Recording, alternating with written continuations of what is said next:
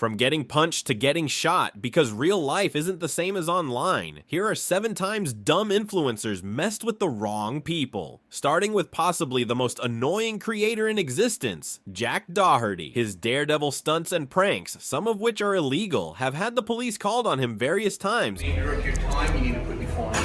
I think I'm allowed to record for my personal... Yeah, you're in my cut. Jack's behavior during his streams grew increasingly disturbing, with his move to Los Angeles eventually leading him to get involved in serious situations with fellow influencers. One example was his altercation with Fauci in August 2023. Jack was streaming live with Fauci and Neon when Fauci decided to throw water at Jack for calling him a beta male. The situation then escalated when Fauci swung back at Jack after he continued making comments. However, Jack's fans defended him. Fauci was actually in the worst state I've ever seen him in, and he came across as a nasty and disgusting person. The way he treated Jack was just crazy, but this wasn't the only time Jack's offhand comments got him into trouble. Just a month later, Jack got involved in a heated argument with the Island Boys. As the argument escalated, one of the twins decided to slap Jack in front of him. Yeah, I mean, that's fine. We're cool. I'm good. Whoa, whoa, whoa, whoa, whoa. This quickly became a pattern, as he once again found himself on the receiving end of a slap, this time from a stranger who was allegedly offended by a t-shirt worn by his bodyguard. The irony of provoking and disrespecting someone while cowering behind security guards is out of this world, but that seems to be Jack's strategy, causing conflicts for his bodyguards to clean up, all for clout. Having a bodyguard to defend your battles after starting them is the most small man syndrome thing I can think of. And while Jack is at least aware that he's annoying and picks on weak targets, the same can't be said about Neon, who got reality checked much harder than just a slap. Neon first got a taste of clout for playing dumb on December 21st, 2019, when he uploaded a video titled "Neon is Dying." 2 days later, on December 23rd, he published a video called "Neon's Final Words." Another 3 days went by, and on December 26th, it was announced that Neon was gone. However, only 5 days later, on December 31st, he uploaded a video telling his fans that he survived and that it only took 2 days for him to recover from his brain tumor and seizure. A lot of people made fun of him, making sarcastic comments such as, "He came, he conquered, he died, he resurrected, and were you killed? Sadly, yes, but I lived. I'm so sad he died, but he's alive." This encouraged Neon even further, as in mid-2023, a video of him getting beat up surfaced. However, this time around, a lot of people knew about his spineless behavior and weren't taking things at face value anymore, believing the video was fake from the start. Bro, no one gets caught lacking in the middle of a field and gets their shirt ripped, but glasses stay on. His shirt's not even dirty, and they're in dirt. Now it's possible. No one ever told Neon about the boy who cried wolf. You know, if you intentionally disrespect the wrong person, they'll give you a reality check, and rightfully so. This wouldn't be the only time someone taught Neon a lesson. This just goes to show that when it comes to a fight, it's really not all about physical strength or being outnumbered. You either know how to actually fight or you don't. There's also a chance that Neon's just a marketing genius, being a decent actor in his live streams, but even when going over the top, he can't match the toxicity of Jerka, a creator so vile. Twitch permanently banned him from appearing on their site. Jerka initially made a name for himself as a just chatting content creator on Twitch. However, he soon diverged to criticizing people such as Andrew Tate on both YouTube and Twitter, while at the same time promoting even worse ideals. I would fuck up that bald midget. How many rounds? I want to fight you. I'm taller, I'm stronger, and he's bald. These guys are pathetic, low life, no genuine burning desire from any of their women. On top of glorifying drug usage, So I get executive, that doesn't kill me. he also often talks about the Earth being flat and many other conspiracy theories. The Bible's not real. If the Earth had dinosaurs, the Bible's not real. Literally every angle is an attack on the Bible. This stupidity would eventually make him start a beef with HS Tiki Toki and popular streamer Aiden Ross, causing an outrage on social media by making derogatory comments regarding HS Tiki Toki's mother, as well as Aiden Ross's former partner, Pommy Baby. Then, Jerka took the rivalry to new heights when he suggested that he'd find HS Tiki Toki and fight him on the streets, and he did just that. Oh, boys. Boys!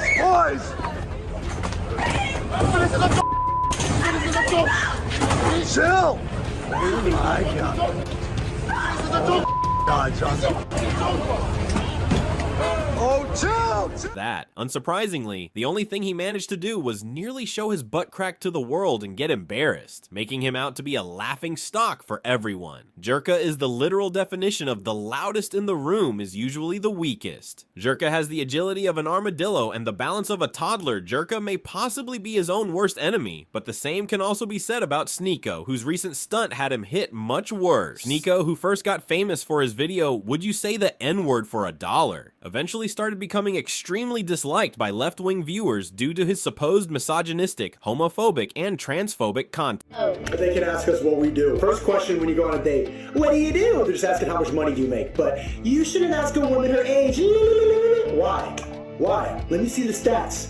What's your body count? How old are you? Sneeko went on to upload social and political commentary and hot takes. His ideals led him into situations that quickly developed into beefs. One such instance was in May 2022, where Sneeko responded to Penguin Zero's video live. Sneeko responded to this on a Rumble stream, where Penguin Zero was also live at the time. The two would then continue to trash talk each other back and forth, eventually making Sneeko threaten Penguin Zero with a gun. However, Penguin Zero then silenced Sneeko. Not an unrealistic film.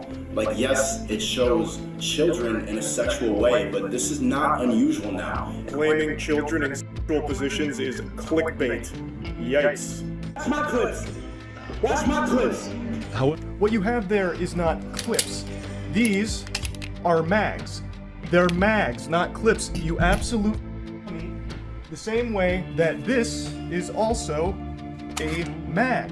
They're all mags. This time, the only damage Sneeko suffered was emotional, but that would change not even a year later. In February 2024, he got his toughness checked again as he stepped into the ring with Sean Strickland. This made the internet very happy. This is the kind of reality check these out-of-touch streamers need. Sean went from 10% to 50% and showed Sneeko what a good old ass whooping feels like. Strickland should do a Beat Up an Influencer weekly podcast. Hell, I'd watch that. However, despite being destroyed by Sean, Sneeko did have the confidence to step into the ring and take it on the chin, literally. The same thing cannot be said about this next influencer, Aiden Platke, labeled the Crypto King, owned a crypto kingdom that seemed to be a win-win for everyone. He promised millions for his investors while he got to drive his fancy cars, fly in private jets, and live in luxury locations. However, as it soon turned out, his $40 million empire was nothing but a giant Ponzi scheme, and he was about to learn the price of being a scammer. Late one night in early December, Aiden was kidnapped and then beaten and tortured over 3 days. Eventually, his kidnappers, which included one of his investors, let him go. What happened is my fault. I'm not going to put the blame on anybody else. I'm not going to try to put the blame on anybody else.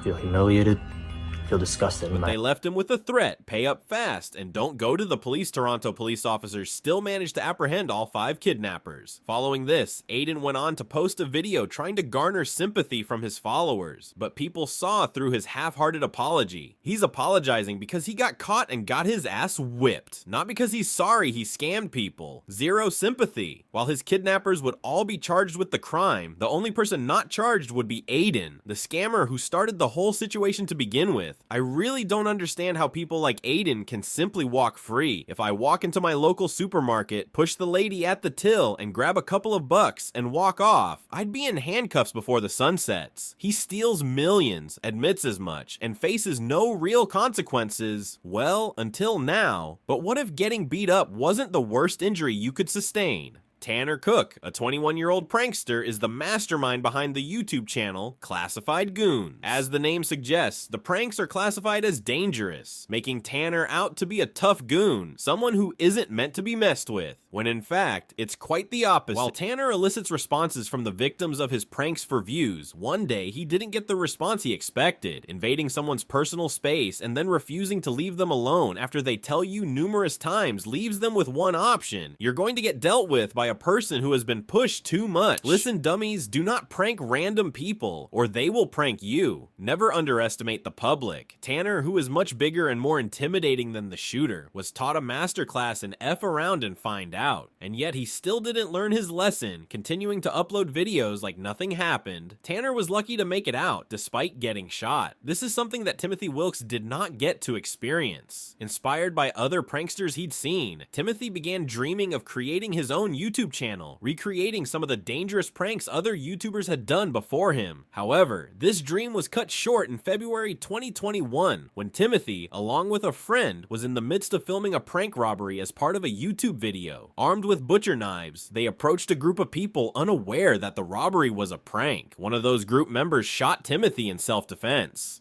Now, in the end, Timothy did get the clout he wanted, but just for the wrong reasons.